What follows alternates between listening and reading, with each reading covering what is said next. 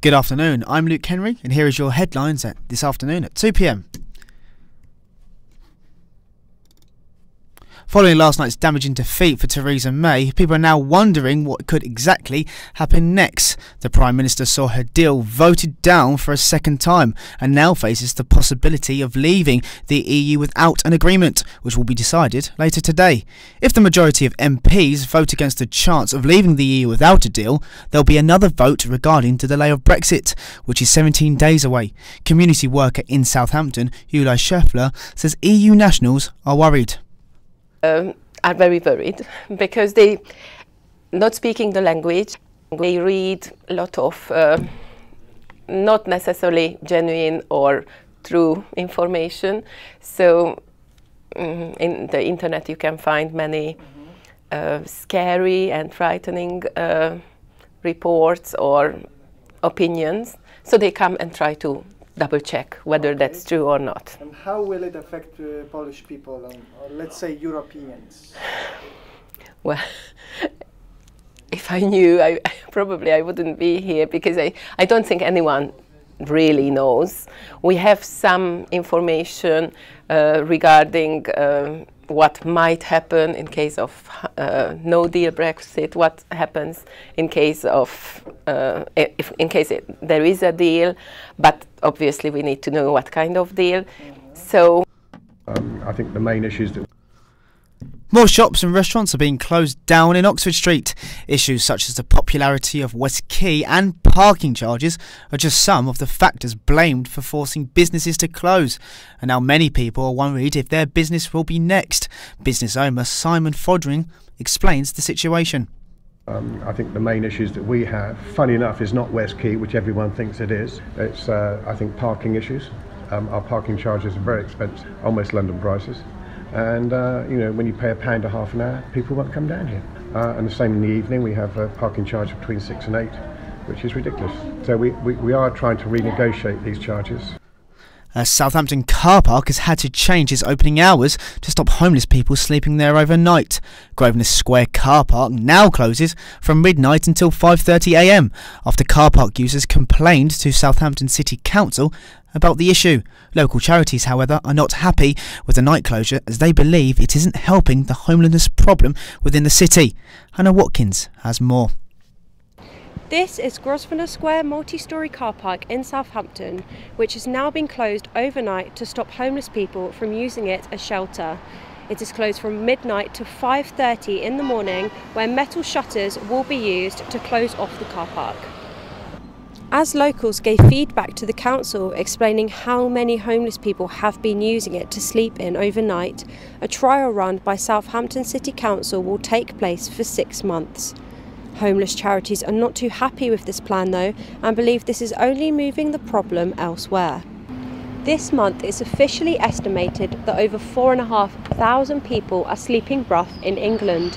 That's a 2% drop from last year compared to the previous 7 years, where there has been an increase.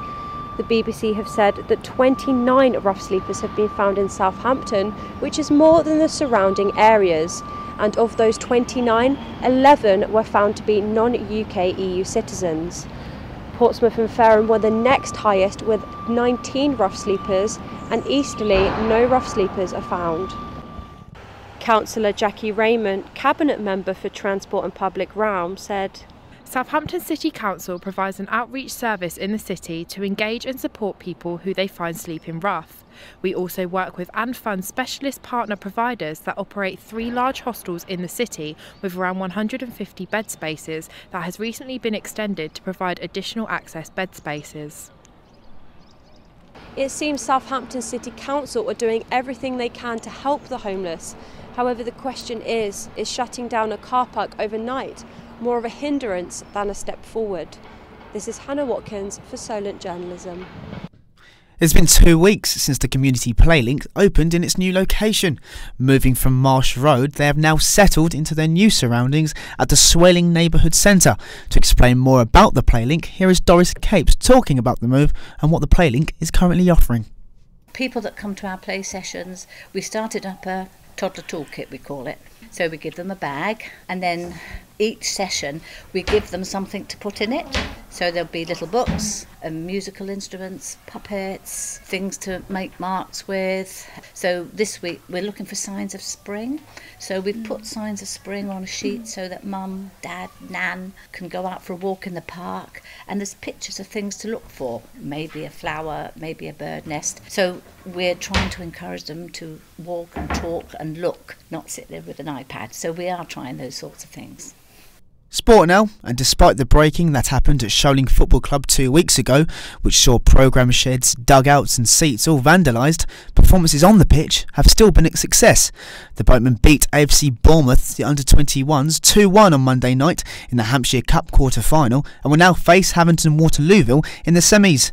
This is the start of a busy schedule, which sees the South Coast side play 7 games in just 16 days. Here is what manager Dave Diber had to say on his side's busy end to the campaign and his side's recent form. Yeah, it mean a lot really to the players as well. I mean, it's something which, even now, really looking back on the games we've won, it's really sort of unbelievable the run we've been on. Just one draw. It's just amazing. But it's a long way to go. I mean, we've got like 14, 15 games, and anything can happen in football. Football can change really quickly, if you look on the negative side of things, we could be out of all competitions and just have the league left in a week's time. So, we're very sort of mindful that it's going to be a hell of an achievement if we do manage to do it. And finally, in the last few moments, Gareth Southgate has just named his 23-man squad to face both the Czech Republic and Serbia-Montenegro.